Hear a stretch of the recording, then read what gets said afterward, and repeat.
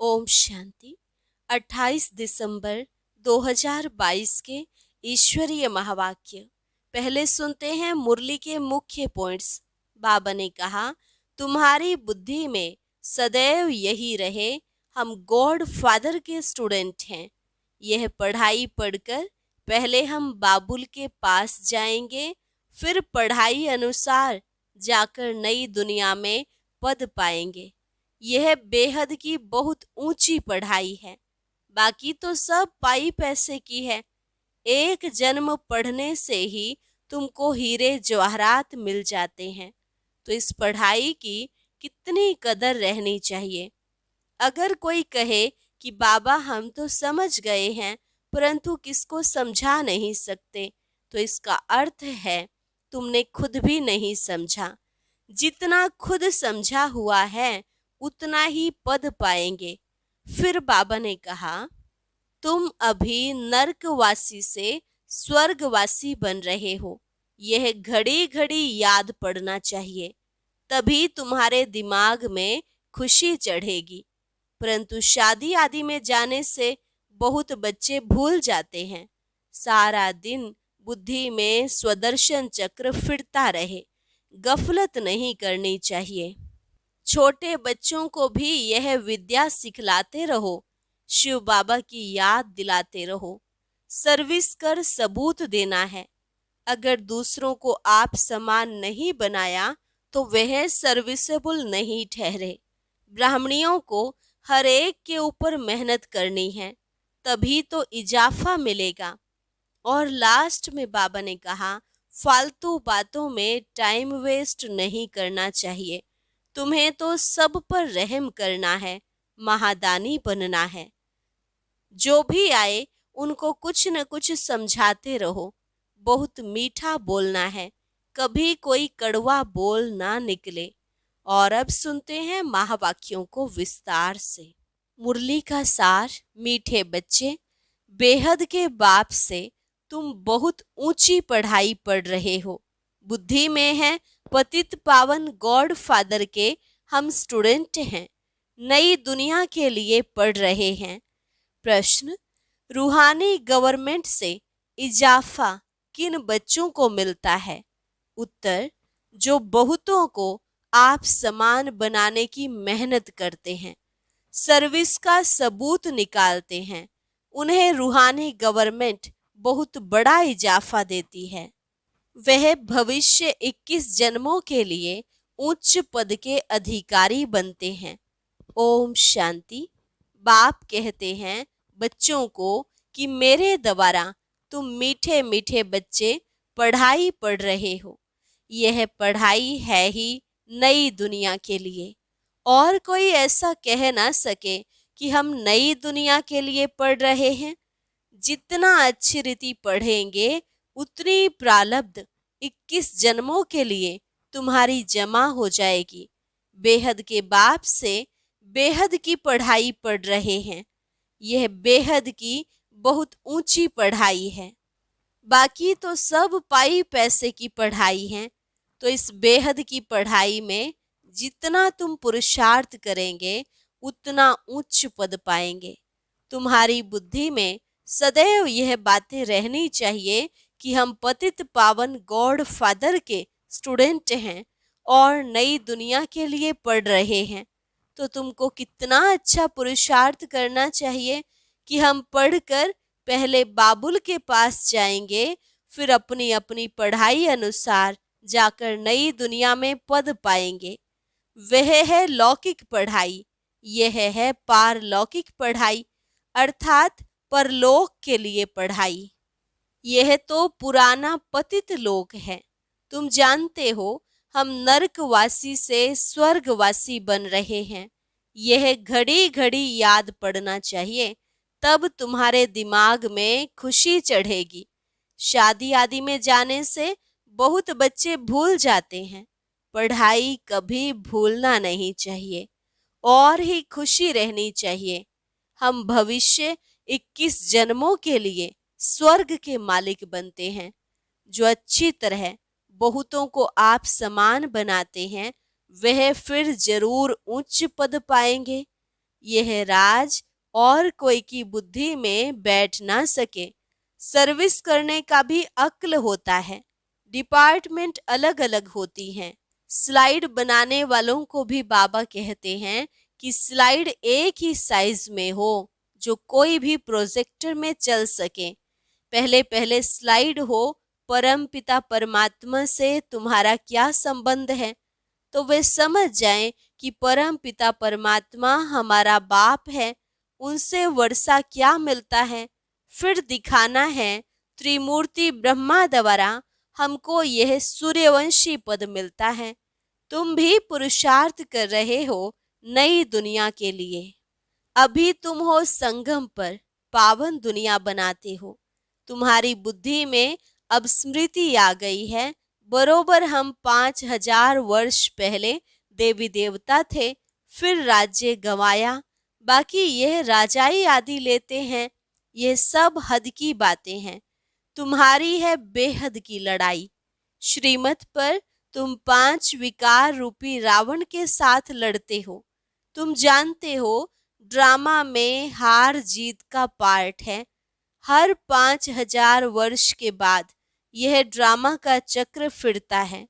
तो अब तुम बच्चों को श्रीमत पर चलना पड़े, जिसको जो डायरेक्शन मिले। बच्चे कहते हैं हम समझते हैं, परंतु किसको समझा नहीं सकते। यह तो ऐसे हुआ जैसे समझा नहीं है। जितना खुद समझा हुआ है उतना ही पद पाएंगे। बुद्धि में स्वदर्शन चक्र फिरता ही रहे। स्वदर्शन चक्रधारी तुम बनते हो। दूसरे को अगर आप समान नहीं बनाया तो सर्विसेबल नहीं ठहरे। इसलिए पूरा पुरुषार्थ करना चाहिए। औरों को भी सिखाना है। ब्राह्मणियों को हर एक के ऊपर मेहनत करनी है। टीचर्स बहुत मेहनत करती हैं, तब तो इजाफा मिलता है। तुमको तो बहुत बड़ी गवर्नमेंट से इजाफा मिलता है। सर्विस का सबूत निकालना है। गफलत नहीं करनी चाहिए। यहाँ एक क्लास में हर प्रकार की पढ़ाई होती है। तुम जानते हो हम भविष्य में जाकर देवी देवता बनेंगे। विनाश भी जरूर होना है। जैसे कल्प पहले स्वर्ग में मकान आदि बनाए थे, वही फिर बनाएंगे। ड्रामा मदद करता है। वहां तो बड़े बड़े महल, बड़े बड़े तख्त बनाते हैं। यहाँ थोड़े ही इतने बड़े महल सोने चांदी आदि के हैं। वहां तो हीरे जवाहरात पत्थरों के मिसल होंगे। भक्ति में ही इतने हीरे जवाहरात होते हैं, तो सतयुग आदि में क्या नहीं होगा। भले करके साहूकार लोग यहाँ राधे कृष्ण अथवा लक्ष्मी नारायण आदि को सजाते हैं, सोने के जेवर आदि बनाते हैं।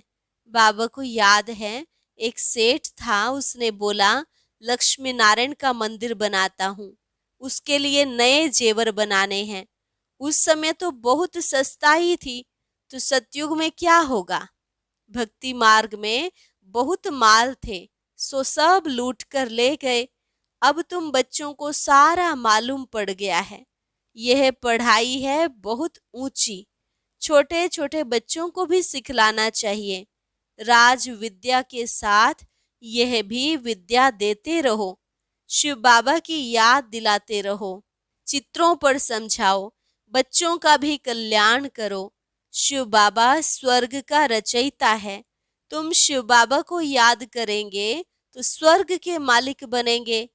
अविनाशी ज्ञान का विनाश तो नहीं होता है।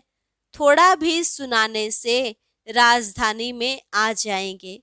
सतयुग में लक्ष्मी नारायण का राज्य था, वह फिर कहाँ गया। हम तुमको समझाते हैं, गोया तुमको उस स्वर्ग के मालिक बना देंगे। सिखाने से सीख जाएंगे। मेहनत करनी है। फालतू बातों में टाइम वेस्ट नहीं करना चाहिए। गफलत करने से बहुत पछताएंगे। बाप धन कमाकर बच्चों को देकर जाते हैं। अभी तो सबका विनाश होना है। अभी भी कितने लड़ाई झगड़े मौत आदि होते रहते हैं। यह कुछ नहीं है। अभी करोड़ों की अंदाज में विनाश होगा। सब जल मर खत्म हो जाने हैं।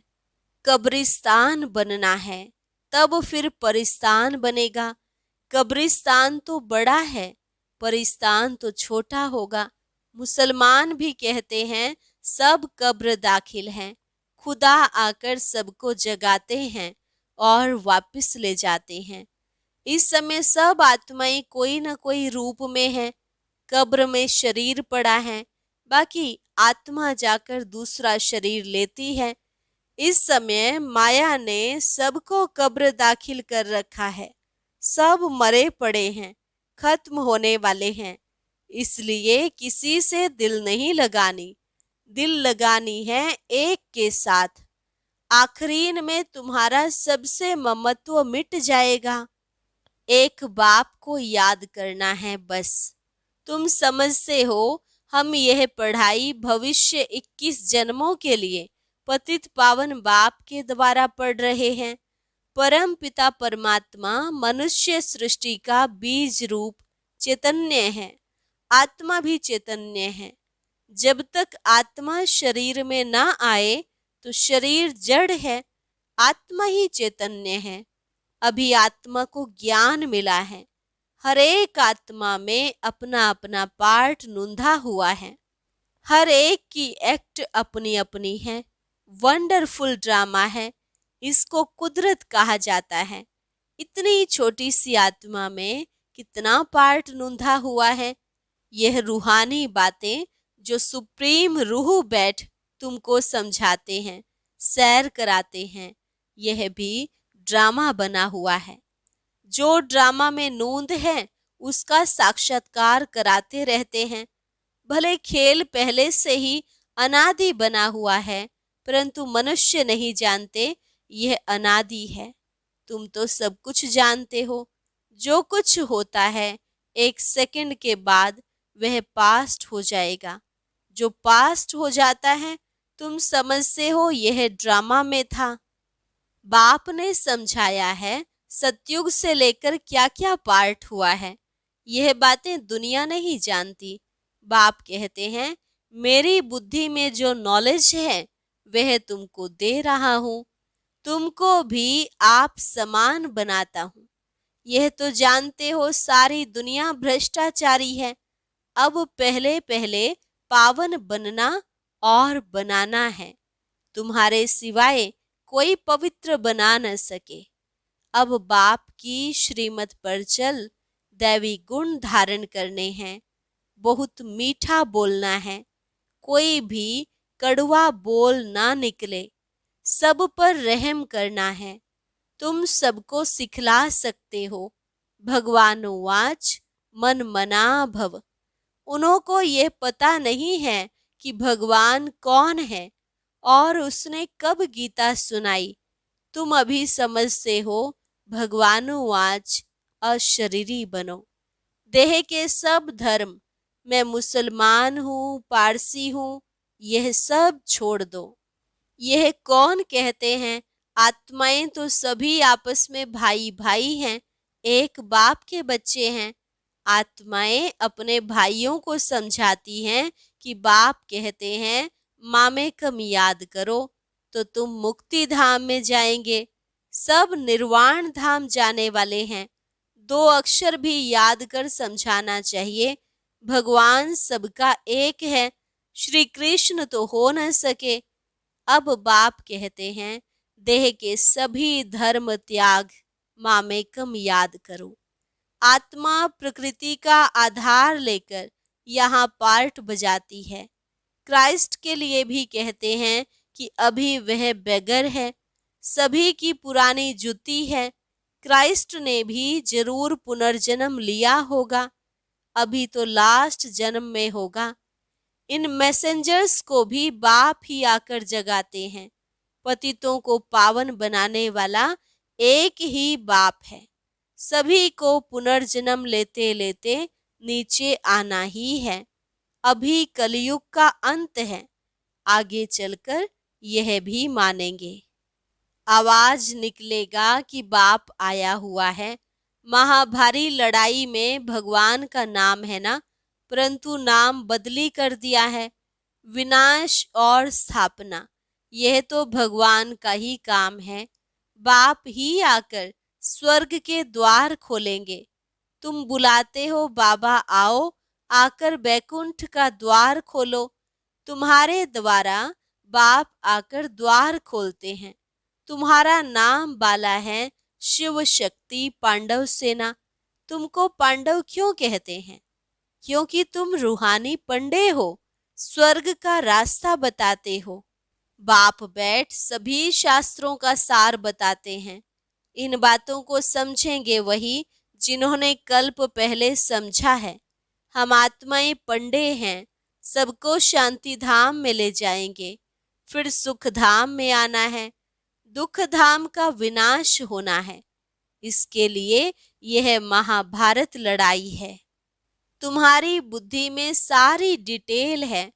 मन मना भव मध्याजी भव, इनमें सारा ज्ञान आ जाता है। जैसे बाबा नॉलेजफुल है, तुम बच्चे भी बनते हो। सिर्फ दिव्य दृष्टि की चाबी मैं अपने पास रखता हूँ। इसके बदले फिर तुमको विश्व का मालिक बनाता हूँ, मैं नहीं बनता हूँ। यह फर्क रहता है। दिव्य दृष्टि का पार्ट भी तुम्हारे काम में आता है। भावना के भुगरे चने दे देते हैं। बाबा ने समझाया है, जगत अम्बा का कितना मेला लगता है, लक्ष्मी का इतना मेला नहीं लगता। कितना फर्क है। लक्ष्मी के चित्र को तिजोरी में रखते हैं कि धन मिलेगा। भक्ति मार्ग में मिलते हैं भुगरे चने, ज्ञान में मिलते हैं हीरे। लक्ष्मी से सिर्फ धन मांगते हैं। उनको ऐसे नहीं कहेंगे कि बच्चा दो, तंदुरुस्ती दो। जगत अम्बा के पास सब आशाएं ले जाते हैं। अभी तुम समझते हो, हम पूज्य थे, अब पुजारी बने हैं, फिर पूज्य बनते हैं। ज्ञान से रोशनी मिल गई है बच्चों को। तुम कितने निराले बन गए हो। ज्ञान अंजन सतगुरु दिया, अज्ञान अंधेर विनाश। तुम ड्रामा के आदि मध्य अंत को जान गए हो। बुद्धि में आ गया है तो तुमको इस पढ़ाई का कितना कदर रहना चाहिए। वह पढ़ाई तो तुम जन्म जन्मांतर पढ़ते आए हो। मिलता क्या है? भुगरे चने।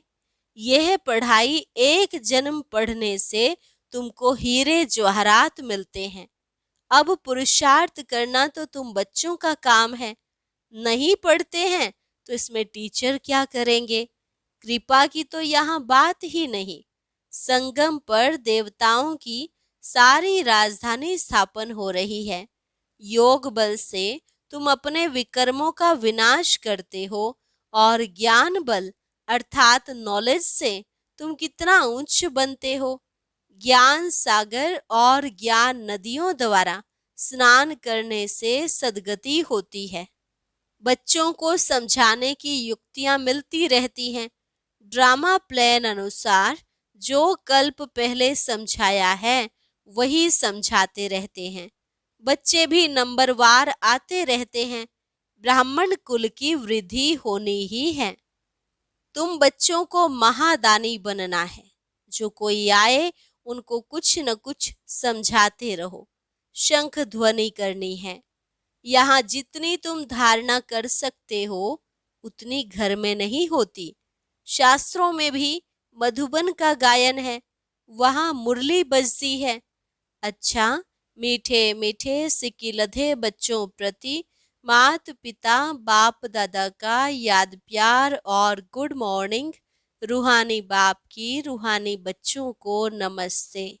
रूहानी बच्चों की रूहानी बाप दादा को नमस्ते नमस्ते, गुड मॉर्निंग। धारणा के लिए मुख्य सार। पहली पॉइंट, पढ़ाई का बहुत कदर रखना है। बाप से कृपा आदि नहीं मांगनी है। ज्ञान और योग बल जमा करना है। दूसरी पॉइंट, रहम दिल बनना है। मुख से कभी कड़वे बोल नहीं बोलने हैं, सदा मीठा बोलना है। आप समान बनाने की सेवा जरूर करनी है। वरदान, विकारों रूपी सांपों को गले की माला बना देने वाले सच्चे तपस्वी भव। विकारों रूपी सांपों को गले की माला बना देने वाले सच्चे तपस्वी भव। ये 5 विकार लोगों के लिए जहरीले सांप है, लेकिन आप योगी तपस्वी आत्माओं के लिए ये सांप गले की माला बन जाते हैं। इसलिए आप ब्राह्मणों के और ब्रह्मा बाप के अशरीरी तपस्वी शंकर स्वरूप के यादगार में सांपों की माला गले में दिखाते हैं। सांप आपके लिए खुशी में नाचने की स्टेज बन जाते हैं। यह अधीनता की निशानी दिखाई है। स्थिति ही स्टेज है। तो जब विकारों पर इतनी विजय हो तब कहेंगे सच्चे तपस्वी। स्लोगन: पुराने संसार व संस्कारों से मरना ही जीते जी मरना है। पुराने संसार व संस्कारों से मरना ही जीते जी मरना है। अच्छा। ओम शांति। जो भी भाई बहनें अमृतवेला योग भट्टी के लिए व्हाट्सएप ग्रुप से जुड़ना चाहते हैं तो उनके लिए आज इस वीडियो के कमेंट सेक्शन में और डिस्क्रिप्शन बॉक्स में भी व्हाट्सएप का लिंक दिया गया है। आप चाहें तो इस ग्रुप से जुड़ सकते हैं। और अब सुनते हैं आज का अव्यक्त ज्ञान मोती।